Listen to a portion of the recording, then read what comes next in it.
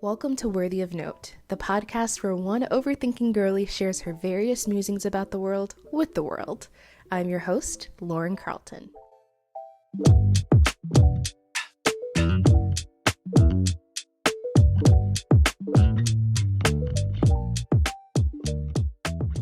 Hello, everyone. Welcome to Worthy of Note. Thanks for joining me today. I understand that this episode is a little bit late, but to be fair, and I know I said that I was going to release them on Saturdays, like I have been saying, but I did realize that I actually had a work event that I had to be at from 6:30 a.m. to afternoon, and I was tired. I'm actually very tired right now, if you can't tell. But I mean, it was fun. I like those events. It was long. It was really fun though for like the admitted seniors, basically getting to talk to them and like help them get excited for Mizzou and all the things. And then after that, I did go to one of my friend's boyfriend's plays that he was like starring in, like main character energy in. He did great. The play was called Noises Off, where it's basically, I don't know if you knew, I knew nothing about it, but so I was like going in blind, but I thought it was hilarious.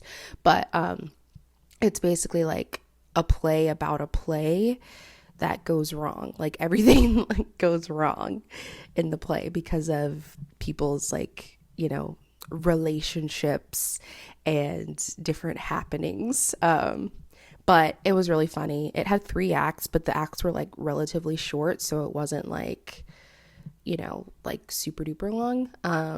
And I think it was paced super well. And I think Act 2 was probably my favorite because they basically switched around the stage, so where you would see what's going on backstage in the play, but it's in the play like in the play that they're doing the play about. Yeah. Yeah, it's very meta, but it was very good. And I was really excited to be able to be there and be with my friend, and be supportive. So it was awesome. And it actually got me thinking about how much I've been wanting to like tap into my theater kid, my inner theater kid. I am forever a theater kid. I did a lot of things in the arts growing up. I sang, I was in the choir, Shenandoah Valley Children's Choir, shout out to them, great, singing all these classical songs in German and Italian and whatnot. It was very difficult to learn, but very fun to sing. And also, like, as I got older, I dabbled a little bit in the world of theater. And so I was in Mulan Junior in 8th grade. And then I was also in Legally Blonde when I got to high school. But then my high school drama department was like really cliquey, and the teachers were like not great.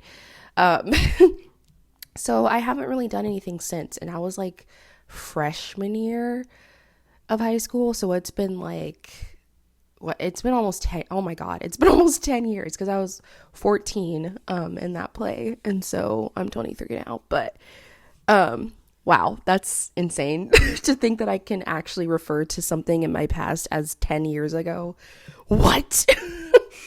But yeah, I've always still held a love for theater. I became definitely after that 9th grade, Legally Blonde, I definitely, experience, I definitely became more drawn to like an enjoyer and appreciator of theater versus a participant. And I want to get back into it. I definitely would say I have like a choir voice. Like I can harmonize pretty well and like hold a note, but I don't have this, like, my voice is too, I'm a true alto, and my voice is too soft, I would say, for like belting and things of that nature. I was taking music lessons for a hot minute, but then they got too expensive. Surprise, surprise. So I haven't really been able to like work on my voice in a like professional way, apart from just like singing in the shower, dancing in the mirror, la da dee la da la da da. Um, and so I want to get back into it. And this was like a community theater, like show, and so they're actually doing Legally Blonde in June, and they're holding auditions for it. So I might do it, even if I got like a small part, because I had a small part in high school. I was playing Whitney, who was basically a made up character specifically for the musical adaptation, and they're just having, she only has 4 lines, and they were just having a little dinner at her house, and it's like where the like bunny scene takes place, like where Elle dresses up as a bunny rabbit because they told her it was a costume party. Boo, boo, losers, losers, not a girl's girl, terrible, even though it wasn't a costume party.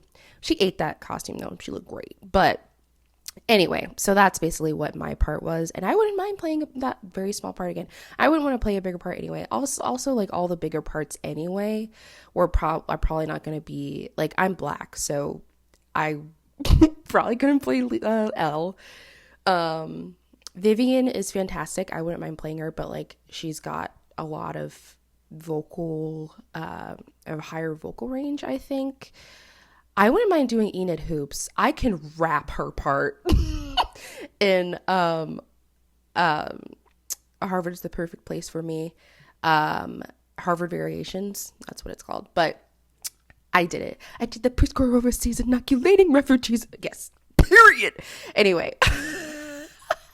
So like that would be fun. I wouldn't mind doing Enid. But other than that, like, I mean, I can be the judge even. I can pull out my judge cap, my gavel. I can channel my inner divorce court, and just be like, no, court reconvenes at the scene of the crime, but I hope she's not wasting my time. Period. Actually, there's a lot of parts I could play. I could play that are like minor parts. I could play Courtney. Although actually, like, not really, because I'm getting a perm. This is going to make no sense to nobody who's seen Legally Blonde, even like Legally Blonde, the movie, but especially Legally Blonde, the musical. But basically, Courtney was like, you know, I was getting a perm, and it finds out that she was getting a perm. You're not allowed to get your hair wet after getting a perm because then it won't last because of the ammonium diglycolate. Duh. And but my hair is naturally curly, so it wouldn't make sense. Like, I couldn't get my hair wet if I got we call it a relaxer, but if I got a relaxer perm, then it wouldn't. I don't know if that worked. Maybe it would. Maybe we could work some magic with a wig or something. I don't know. But yeah, it's so exciting. I love that play. It's like a special place in my heart, not only because I was in it, but also because it's just a really good like film to play adaptation. I was talking with some of my coworkers the other day, and we were like riffing so hard on like we were harping on how bad a lot of these like, and like unnecessary a lot of these like movie to musical adaptations are. Not like movie to musical, but like even musical to musical adaptations. Like Wicked, it's already a musical, it's already going to be amazing. I don't understand why we have to make another one of it, especially with Ariana Grande. I have my thoughts about her, but also it's just like, it's not a girl's girl, not a girl's girl. Literally, that's what SpongeBob's ex-wife, I guess now, said. Not a girl's girl. And I agree. But also her song with Mariah Carey, like her new Yes and with her, I didn't like their voices together that much. I mean, I loved their whistle tone harmonizing together, but like I honestly don't think, I also couldn't tell it was Mariah Carey for the longest time until like a couple of like verses in. It was just like, I think they did this just to like create publicity, because Ariana for the longest time was like coded as like a Mariah Carey copycat, and that I will say people were not accepting her talent as she is talented. The girl is talented, she can sing, But yeah, people were like, they were like in a feud, I guess, and I don't know. So now it's like, oh, Mariah and Ariana at long last, they're together. But anyway, I just didn't like it, and I just don't like her behavior. Again, not a girl's girl, and also, and not even just like her behavior aside, like I don't think she's right for Glinda, because Glinda, first of all, Kristen Chenoweth, nobody can do it like her. I'm sorry, nobody. Why didn't they get her again? I'm sorry. She's still she's still kicking, okay? Like she was literally in Descendants like 5 years ago and she ate down. So I don't understand why. I don't get it. But anyway, I think that Ariana's voice is too head voicey. Like she's, the way I describe her voice is like a perpetual head voice. Like her voice is too, it's light, kind of like what I would say.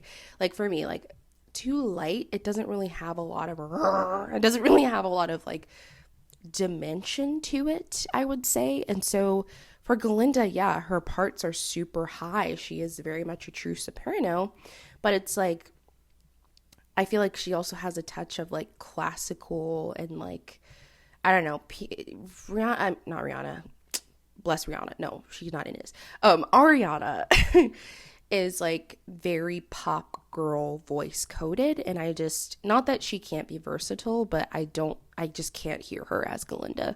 But I guess we'll see. I will be front and center in that movie theater watching. Wicked is literally probably one of my favorite plays or musicals ever. I went to go see it on Broadway like 6 or 7 years back, and I loved it. It was too good. But yeah, I don't know. And also I definitely resonate with Elphaba, because girl, I'm not that girl. That song makes you cry all the time. But also it's just like, she's very like, she's kind of like, I'm not like other girls, which like, I don't like that premise, but like she's genuine, and obviously she's green, so she doesn't feel like she's part of people. You know, I felt that too because I've been black my whole life, and yeah, so I resonate with her, and Fiero's love ballad, best one on Broadway. Sorry, as long as you're mine, just for this moment. Ooh. Listen, that song is so sexy. Ooh. Anyway, yeah. So that's that. Roundabout way, I'm thinking of auditioning for the community theater production of Legally Blonde, because it seems super fun, and I've been talking so much at length about how I want to get like more in touch with my creative side, and I think this is a perfect way. And if I don't get in, that's fine. I know that, like, you know, I'm a little rusty. It's been a while since I have like sang like not as like a joke, because I love singing off key. It's so fun. It's so fun. I do it in the car all the time, or putting like a little stank on it with, you know, hey yeah. Oh. Anyway, but like singing straight, I never sing like straight on and like for serious, because I mean I do sometimes, like in the shower and stuff. Acoustics are amazing, but I'm just so afraid that my voice will crack. So it's like the stakes are not as high if you're intentionally trying to sing poorly. So yeah, so that's where I'm at. I have to figure out if I'm gonna like what audition song I'll use and practice for it. But yeah, so there's that. I am excited about it. Something I look forward to. I've been trying to give myself more and more things to look forward to, because I think that helps propel me forward, and like doesn't get me stuck in ruts. Because that is kind of just kind of where I am at in life right now. Like, things have been a little bit, again, very, very slow at work, and I know I could do a lot more, but I can tend to, when not a lot is happening in life, fall into those ruts and start overthinking and start analyzing everything and just getting really sad. So yeah, I've been wanting to have things to look forward to. And hopefully like I will start developing like coping mechanisms to where it's like I don't always have to have something to look forward to and I can just live in the now. And not that I don't, it's just like I still enjoy like the present, but it can be hard when, not a lot is happening, or even like I don't really have people to spend time with a lot. So there's a lot of alone time that I have, which is not always bad. I've got Benji. I've, developed some hobbies now. I've developed this podcast now, so it's fine. It's something I really love, and there are things to do like that I can do. But it would be nice to have like a companion and to have just, to be held and feel like, somebody wants you and loves you and is caring for you and all the things. But that time, that will come. I actually, speaking of which, oh God, and this is going to be so bad, but I have been thinking so hard. Girl, it's been a drought here. It's been giving last man standing, last woman on the earth. Um, but I've really been thinking about possibly dating again. I don't know if this is the first episode you're listening to. Hello, hi. Welcome to this lovely space, slightly chaotic space, but I have pledged myself that I'm not going to date for a year. I'm going to focus more on myself, which I have been doing, which I'm very grateful and proud of myself for. Been focusing on myself, been getting therapy, been really unpacking a lot of things, been focusing on my health a little bit more. So those are good things, all good things. But I'm like, I want to start dating again. I deleted all the dating apps, but I'm like, oh, because here's the thing. Like, I would like to kiss somebody. I would like a little smooch. All right. And it's not even just the physical things that I'm kind of like yearning for, but also just like being in that, going out on dates and like laughing and flirting and like, getting to know somebody romantically on like a deeper level, like just having those new conversations and making that connection with the person is just like, I don't know, there's nothing like it. And I'm wanting it a lot, but I'm like, no, like you got to give yourself more time because you want to make sure that you're showing up in the relationship for yourself and you're not letting yourself be like trampled all over, which was my issue. So I kept dating all these guys who sucked, trash, literal dung, literal sewage, disgusting. But yeah, I was like dating all these guys who were taking a lot of all of the advantages of the type of attitude I took towards like dating, which was like, oh, like he could be good. Like, yeah, he doesn't text me for like, he only texts me weekly, once a week. And yeah, he's like a little bit emotionally guarded and unavailable, and only wants to talk about sex. But you know what's it to you? What about it? So yeah, I definitely am like, I don't think I need it. I don't want to go back into the dating world, until I have until I know myself and I know that I will not resort to that type of like settling behavior. And no, like I do know my worth, but sometimes when I have somebody who is showing me a level of attraction that I have not experienced very much, I can tend to avoid that and be like, yes, I know I'm worth more than this, but I mean, he did say that, he thought I was pretty, so which the bar is literally in the toilet. But whatever. Anyway, so I don't know, but I have been thinking about it and it's been something I've been wanting, especially because Valentine's Day just passed. I did do a little boudoir. I'm sorry, I can't say that word without some sort of like very, very affected French accent. Boudoir. I did a little boudoir DIY. And I definitely was very much like, it was a little sexy. I'm not gonna lie. You can go to my Instagram and take a look if you would like. But that definitely boosted my confidence because a lot of times around Valentine's Day, I can be a bit of a Grinch. But this Valentine's Day, I did want to start really celebrating the platonic love in my life and the sisterly love I have with my sister and all of the things on all of the types of affection that there exists beyond romantic. And I think I did that pretty well. Was actually super festive. I wore my heart sweater and my prescription heart glasses. Ooh, it was great. I wore a little bit of pink eyeshadow, and a cute outfit. And I was like, yeah, like I enjoy this. Had a little bit of a fun Valentine's evening with my friend Emma. Love her. She's amazing. We went to this place called, well, I guess I won't say it in it so y'all don't know my location, but it's basically like a board game bar.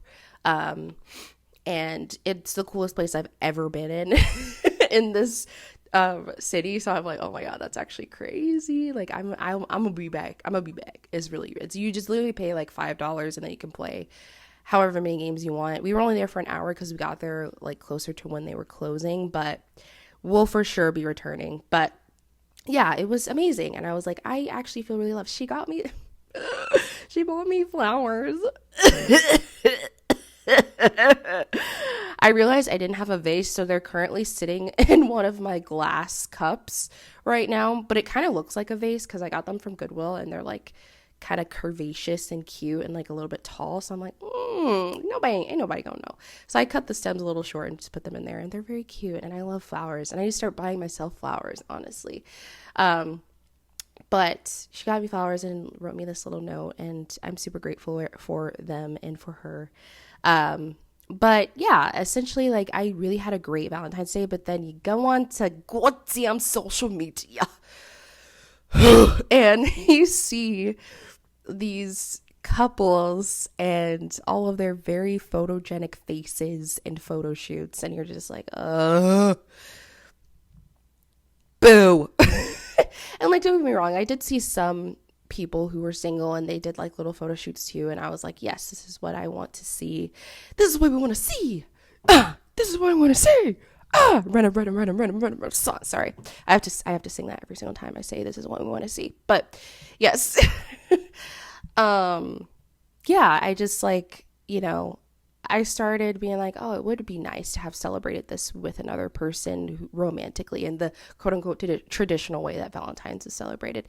And I did actually shoot my shot to somebody who I actually had a crush on, but I don't think the shot landed. So, I mean, who's to say? It's only been a couple of days, but we'll see, I guess. I don't have a lot of faith for it. But yeah, I'm just ready to like, start loving on somebody, not just somebody, but a person who has all the things that I value and who also values me. And yeah, that would be nice. But I don't know. I might talk to because my therapist, I was telling her about it. I was like, oh, like when I was telling her about like my work crush, I was like, man, but I told myself I'm trying not to date. No. And she was like, a year is a really long time to not date. Like and like, I don't know if I agree with her on that. Like, I think a year is substantial enough time. I kind of think it as like a cycle. So it's like each year you go through those 4 seasons, and that's enough time of like giving yourself the time to grow and reflect on things. Some things require more time, but I think when you're specifically trying to take a break from something, I think a year is something like social related. I think a year is fine. Like I actually quit Instagram for a year when I was like, in high school. Not necessarily of my own accord, but I do think it was helpful to my self-esteem because I wasn't like constantly comparing myself to other people and like how many likes they would get versus me and all that other stuff. So I think it helped a little bit.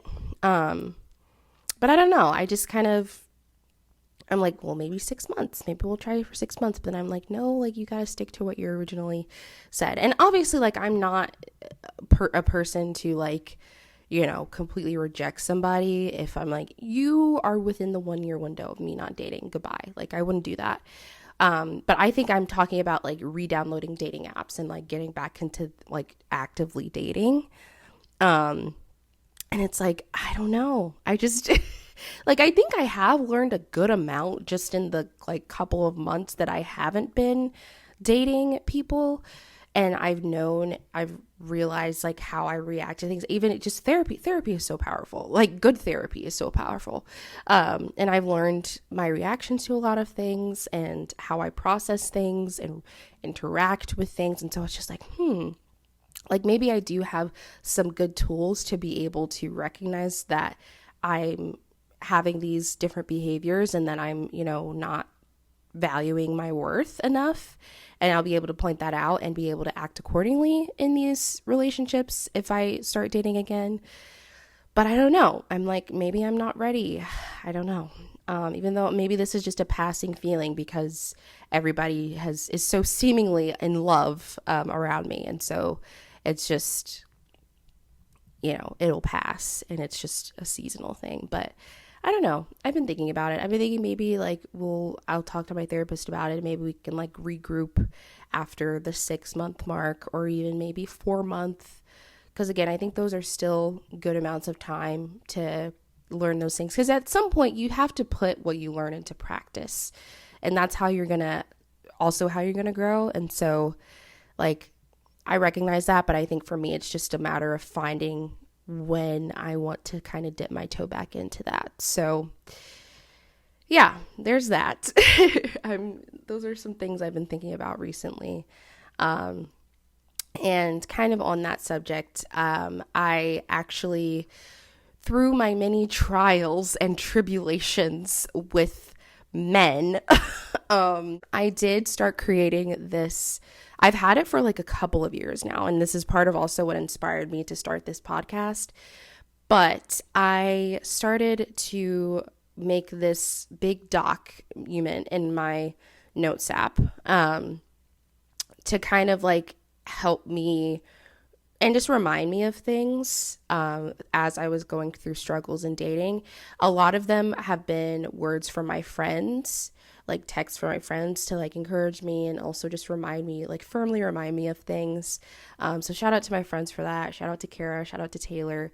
And then a couple of other people these are from, but I kind of forget who they're from, but mainly from those two friends who, when I was going through these things, really spoke wisdom and compassion, but also like a firmness of like, girl, bitch, snap out of it. He ain't shit. So definitely have helped me. And I just wanted to read a couple of them because I realized like maybe some other people have been struggling with this as well, regardless of your status, whether you're in like an abusive relationship or a toxic relationship, or if you're single, just people who are not having the best time in romantic settings.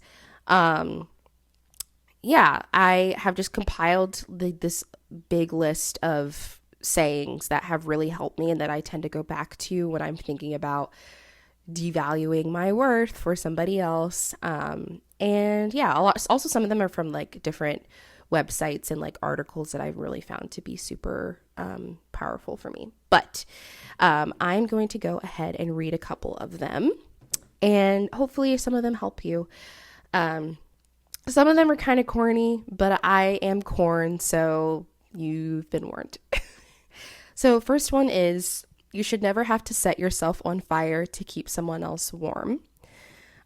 This is something that I have struggled with a lot, where I've wanted so badly to be loved and to be, just cared for, to be valued by somebody, that I have like put myself through the ringer to emotionally to, you know, make them feel better or like make their ego better, or, you know, for example, like even in a context of like hurting yourself in a different way, just like I would try to pretend to be another person and like dislike the things that I truly do like and come off as like the cool girl who's not corny at all, to like try to be more appealing to these men. And I really mourn and want to apologize to my younger self for doing that, because like that's awful. Like if you don't appreciate my interest, why are we dating? Like you don't appreciate me, because those are really huge parts of myself. And we obviously don't have to all have the same exact interests, but we also like you can't sit here ridiculing the things that I love, just because you don't like them, and just so that I don't have to be alone. Like I can find somebody who does appreciate those things and doesn't belittle them. So yeah, let's not do that. Okay. Um, one, so this was actually from like a year ago. Like it seems like a way farther, but like this was like, well, technically not really a year ago. It was like the end of 2022 and beginning of 2023. I had started dating this guy from Tinder, and his communication was terrible, but he had treated me so well. I mean, we had never met, ended up meeting in person, but we had talked on the phone, and like he was really big in compliments. But looking back on it, he really was just very sexually into me, which is a common thread. And it's something that I really hate, and I wish that wasn't part of my story when it comes to dating. But I've realized that like I never really had like a, you know, innocent attraction like demonstrated towards me. Like growing up, I developed super early. I had boobs and titties very early. I was like 10 years old. And those became an object of either severe ridicule amongst my peers, or like sexualization amongst adults, literal legal adults, and I hated it. And then even as I got older, that didn't really go away. And then once I got to high school, like having a big butt and big boobs, like I went to a predominantly black high school where that type of body was very common. Not to say that, you know, there are no like thinner people in the black community. Obviously there are different body types across all races. But particularly within my high school, like all the girls had body. All of them had big butts. All of them had smaller waists. They had, you know, bigger boobs, like all that other stuff. So I was like, I fit in relatively well here. But even then, like those things, while they were celebrated to a point of like, on me personally, like people would commodify them and almost be like, not really see me past my body. And so there were a couple of Laurens, actually, because Lauren is a pretty common name, but there were a couple of Laurens who were in my grade, and I was Lauren with the big butt. I wasn't like Lauren who spells it with a Y, or Lauren with the dimple, or Lauren with, I don't know, XYZ, I don't know, with the glasses. I started wearing glasses in junior year of high school, so that could have been a thing, but no, it was Lauren with the big butt. So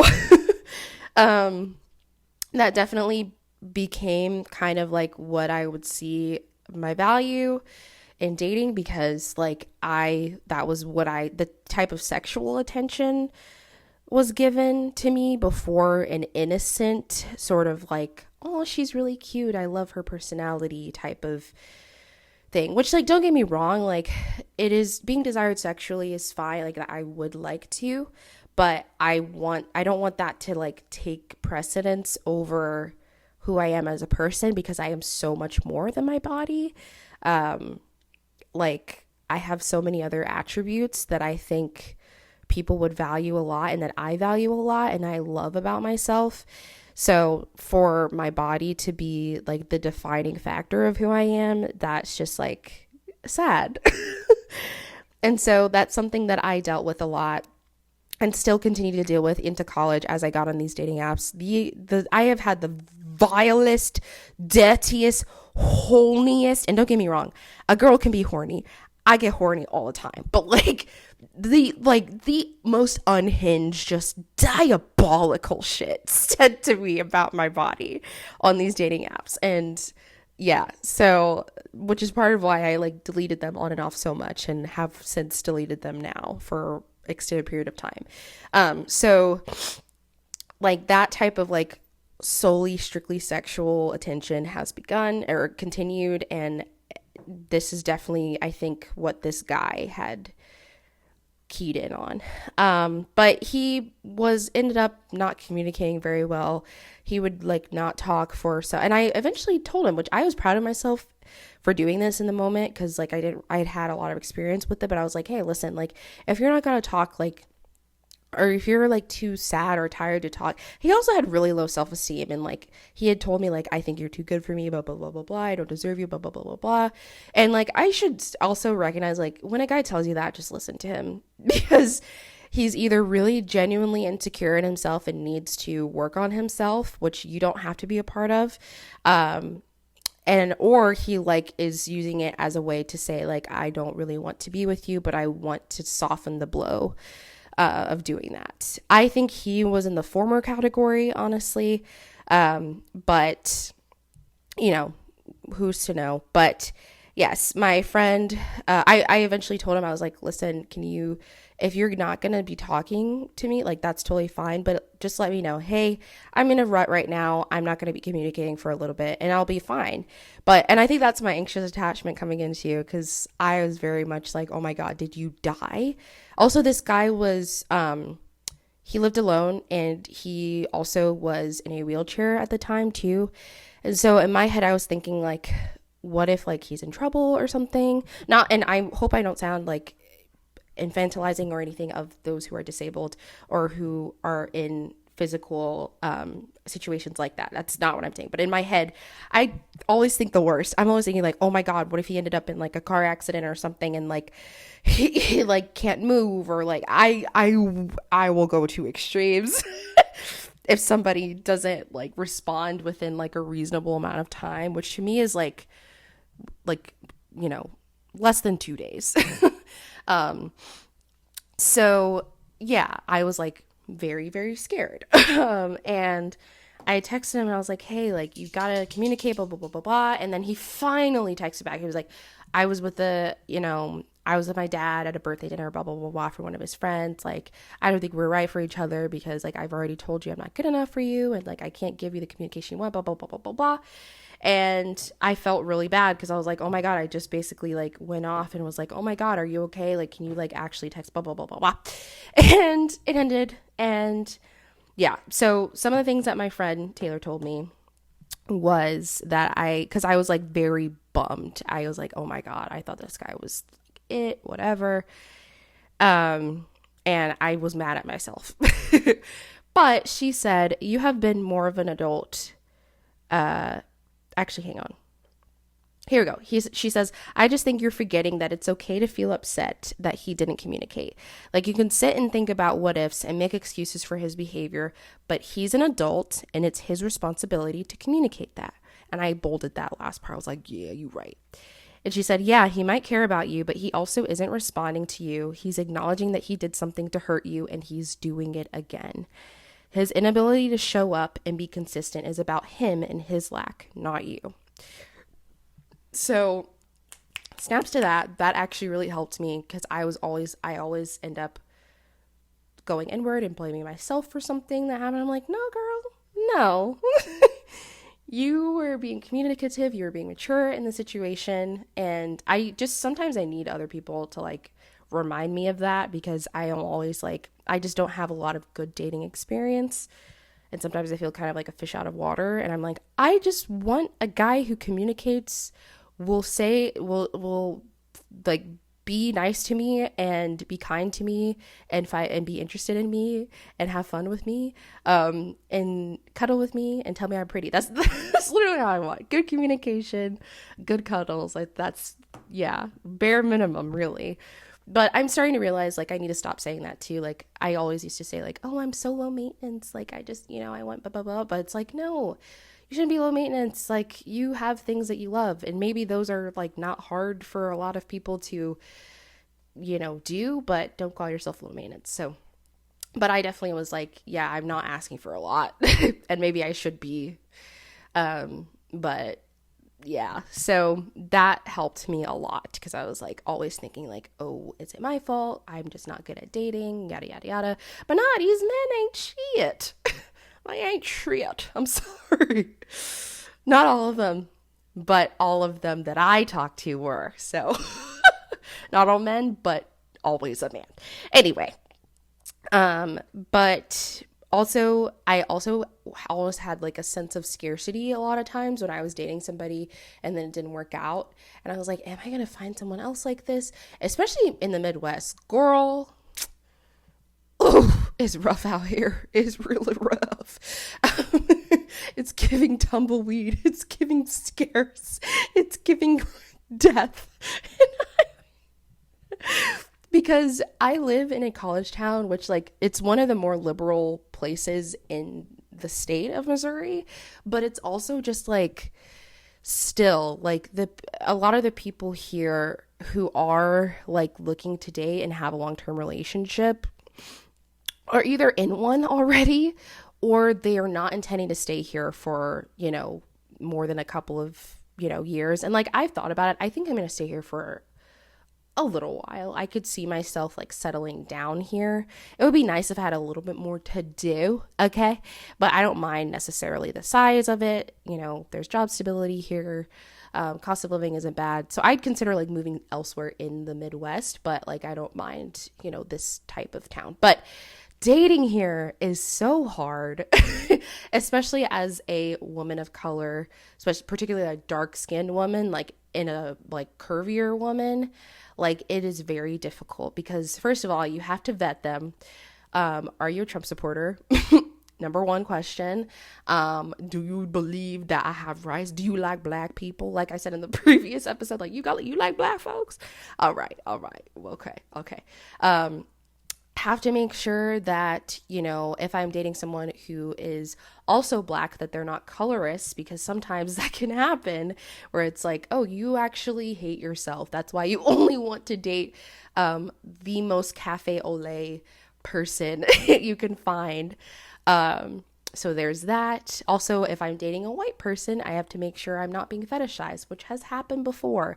So I'm like, okay, are you only dating me because I have a fat ass and boobs? Or are you dating me because you actually really want to get to know me and like me?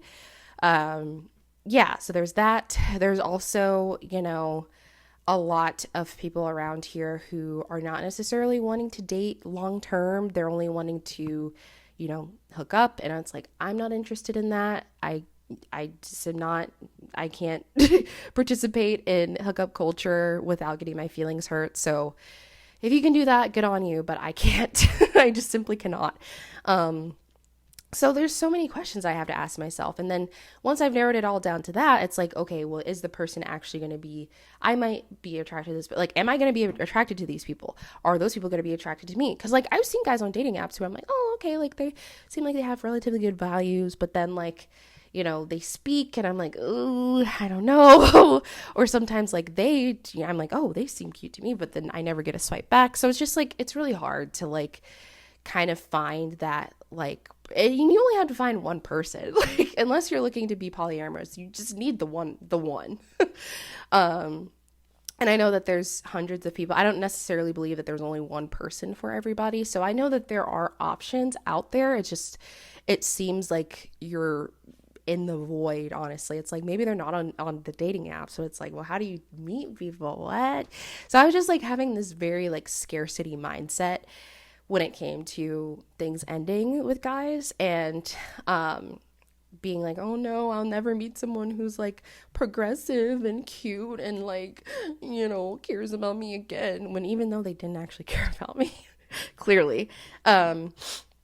So my friend actually told me, I used to work with her back in Virginia, but she told me, she was like, think about the qualities that you really liked and take those things to watch for as you continue dating, which is simple, but honestly, really good advice. Because in my mind, I was like, well, what if I never find these people again? It's like, no, well, that's something you learned about yourself, that you like these qualities in them. You like a guy who's funny, can make you laugh. You like a guy who, is kind, and you knew these things already, but now this is confirming the things that you like and don't like. So take that information and use it in the future.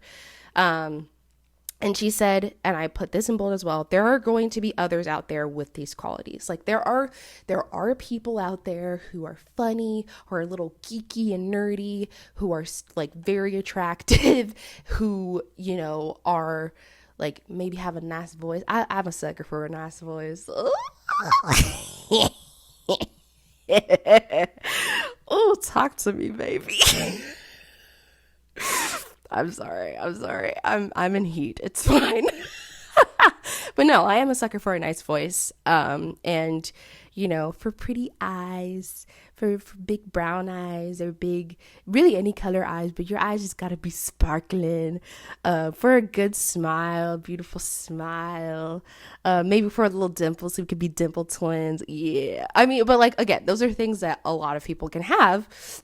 They're not deal breakers at all, but like, those are things that I tend to be attracted to. And so like, there's a lot of people with those those traits. It's not like those are uncommon. So kind of getting me out of a like scarcity mindset of like, am I going to find somebody who has these qualities, and like both, physically, emotionally, all that other stuff.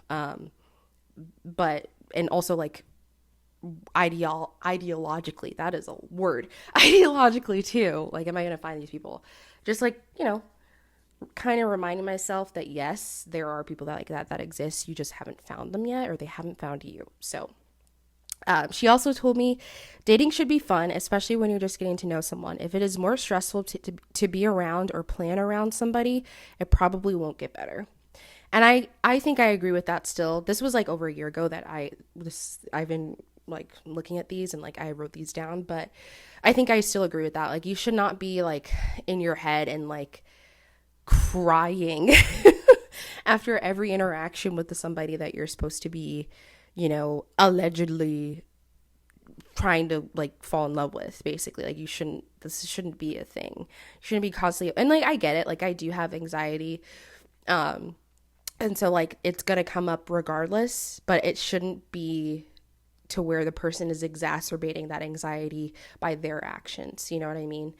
So she also said, huge piece of advice I've been told is when someone tells you who they are, believe them, which I believe, I want to say, did Maya Angelou say that? Some very, very prolific, famous author said that. And I believe it. And it's hard to follow by. It's hard to live by, because I'd be dipping and diving and dodging red flags left and right. But not anymore. This is a new era. We're not doing that. But yeah. Also, this is another thing that I wrote down. Who's to say it'll be perfect for them with other people? It might not even be something you like with them. So, I was talking about sex in this thing. I was like, what if they're going to find somebody else and think they're more attractive and be like, oh, lovey-dovey. And then like, oh, they're, probably like they're going to find them more sexually attractive, blah, blah, blah, blah, blah. And then I'm like, girl, like, what if you've not even met this person? You've not had sex with this person. What if you're not even going to like it with this person? Like, you might be turned off by something that they do or how they treat you physically while you're in that, having that intimate time. Like, you don't know. Like, it's not automatically going to be perfect. Who's to say that if you were to stay with them, they would be compatible with you sexually too, So that was another thing that I was thinking about. I was like, oh no, like, what if I never find somebody? It's like, you didn't even know. You didn't even have a test drive. Like, how are you gonna know? So yeah, that was something that I wrote down, because that was constantly something I was thinking about. I was like, oh no, like, now I'll never get to know or be with that. It's like, no, you don't know. Okay, that shouldn't be a factor, because you're not going to know until you've been dating someone for a while anyway, and then decide to take that, next step. So no, it's fine. At least for me. Um, and my friend, we're getting to the stuff that my friend Kara wrote to me, and I love her. I'm just going to read this whole passage, basically. She said, "You deserve to feel good about yourself and know yourself so you can find someone who truly compliments you and makes you feel good. I love you, Lauren, and I was really inspired reading through this because so many people never get to this point of self-realization because it's scary and hard. I'm proud of you for taking the leap, and I'm here for you along the way as well. You're so strong and brave and courageous and beautiful." I love her. This actually made me cry when I was reading it. And I was talking about how I'm like, I think I need to take a step back from dating and like just not for a while. But this was like a year ago and I didn't do that. So I'm like, clearly there's been attempts at like taking a step back and like going on a self-reflection journey and like, you know, improving how I react to things and like, you know, how I value myself, but it didn't stick. I think it's sticking this time. But anyway, she said, "I think so many people struggle to find a relationship that is really good because they're somewhat desperate to make it work. And that's so understandable, especially if you don't feel great about yourself. And being alone is hard, but you deserve a man who is good for you and matches your values and doesn't drain you." Yes, I do. And you do too, listener. You do too. Whoever you're attracted to, you deserve a person in that who will value you and who will love you and cherish you for who you are. And that's something I constantly need to remind myself of. She said, "Relationships are supposed to feel good. They will not be perfect, of course, but overall they should be life-giving and make you feel safe and loved, not anxious or drained, etc. Knowing that interconnections are out there will help you learn to not hold on so tight." Yes. So those have all helped a lot. There's a couple that I actually wrote for myself. And I said, "Own up to your shit. Be a bad bitch with accountability when you realize that you're giving too much and allowing yourself to be hurt." And I think I still agree with this. I don't think that like you should be putting the blame on the person who is getting hurt in these situations. I think for me, I was actively ignoring, like I said, those red flags and like actively allowing myself to be hurt and be in positions to be hurt. And I'm like, no, like take account, like you are putting yourself, these guys are shitty, like objectively shitty. Yes. And they should be the ones who are responsible for their own behavior because they are responsible for their own behavior, but also like don't put yourself in dynamics like that with people who you have gotten that gut feeling that they're not good and they're shitty for you. And so that's what I wrote. And I think that's kind of helped me in a way, like, and obviously like not be like blaming my like victim blaming at all. Like this is not pertaining to that. This is not pertaining to like abusive relationships at all. Like the blame should never go on the victim. It should all be on the shitty ass person who is doing these terrible things to you. For this is particularly in the dating realm when I'm just like ending up with these dusty ass man. I'm talking about like just like in the dating, like superficial dating type of like you haven't really gotten deep into the relationship yet, but like you're dating and you can tell that they're like just not it and just continuing to give them your time. Like stop doing that. Stop giving them your time and your attention and your love and all of you. Like stop doing that and own up to it that you are doing that, right? Be passionate with yourself, obviously, and don't sit here being like, oh, it's all my fault that this guy sucks. But like, you know, just be like aware that if you feel something, even a twinge of like, oh, I don't know, then maybe go with that and like, you know, give it a teeny bit of time. If you see something more like that, then just run away. So that was something that I wrote. And then lastly, I think this is probably going to be the last thing that or second to last thing. These are just some things that I actually got from online that I thought were super valuable and have really helped me. So I written them down. One was, "You're a beautiful being with so much love and empathy in your heart. Honor that you care. Honor that you put yourself out there. Rejection doesn't have to harden us. It can make us stronger, kinder, and quite frankly, unstoppable." And yes, I think that because I've been rejected a lot, but I'm a hopeless romantic over here. Okay. And I don't know if I mentioned this before, but this is the title of this list in my notes is Truths for the Hopeless Romantic. And it's right. And truths to live by, honestly. And so these things have helped me so much looking back at them because, like, yeah, I've been rejected a lot. I've also done some things where I've rejected others, kind of not really rejected others, but just be like, hey, I just don't think that this is going to work out really. But it was usually in the early stages of dating, whereas a lot of times I would have been dating someone for like a few weeks and then it's just like, oh, randomly they're like, I'm talking to somebody else, sorry. And that hurts, right? But me being rejected, like, I never stopped believing that there's still love out there for me, and somebody out there for me who can provide the love and care and desire for me that I need. So I never forget about that, even with that rejection. And with this rejection too, I've learned a lot of things about how I refuse to be treated by these people. And so it's definitely helped me. And yes, I believe that quote wholeheartedly, and I loved it, and I bolded it because it's so great.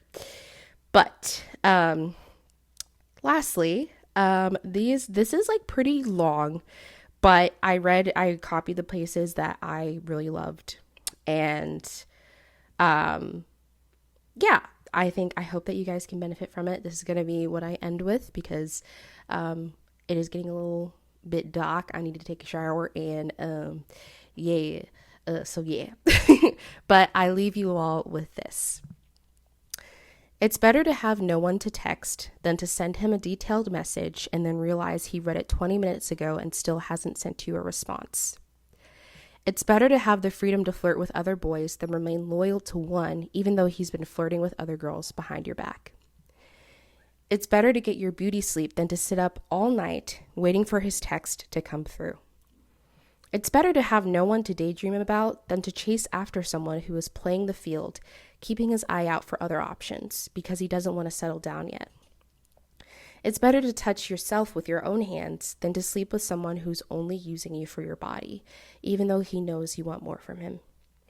It's better to focus on your friends and your work than to spend all of your time analyzing the texts he sent and the photos he uploaded to Instagram. It's better to admit you haven't found the right person for you yet than to convince yourself that an unreliable boy is the boy you're meant to be with. It's better to give yourself the love you need than to give your whole heart to someone who will only meet you halfway. It's better to say you're single than it's complicated. It's better to be happy on your own than miserable with someone else.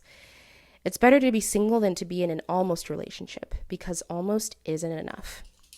You deserve more. You deserve reliability, consistency, love. You deserve someone who will make plans with you a week in advance because he wants to have time to clean up his apartment and plan the perfect date to impress you. You deserve someone who is not only willing but eager to commit to you. Someone who will dedicate himself to you and won't have any doubt in his mind that he's making the right decision. You deserve someone who will make you see that you're worth a text back, you're worth a relationship label, you're worth all of his time and attention. You deserve so much more than an almost. That is where I will end. A lot of things to reflect on, so we don't have an Am I the Asshole post today. But yes, you deserve all of this and more. I know these are truths for the hopeless romantic. If you're not a hopeless romantic, that's okay. I still think that there are things in this that everybody can take to heart and really reflect on and hopefully adopt into their brains. Every single person out there, if they're looking for love and want love, deserve it. There is no amount of begging and pleading and bargaining that you should have to do in order to find someone that loves you and for them to find you. So yeah, I think that is that.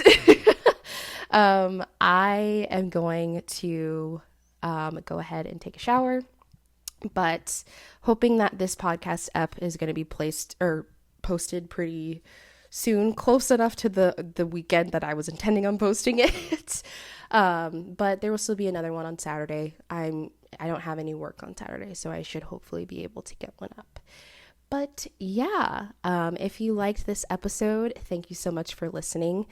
Go ahead and follow me on Spotify or wherever you view this. Follow the podcast.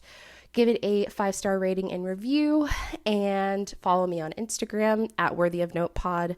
All episode postings and trailers and teasers will be up there as well. And if you wanted to follow my personal page and see my boudoir photo shoot,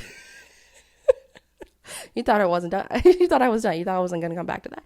Boudoir. If you want to see that, that is going to be on my personal Instagram at Lauren J. Carlton, also in the show notes. I love everybody. I love you all. You're great. Period on period on period. And I will see you all next week. Bye-bye.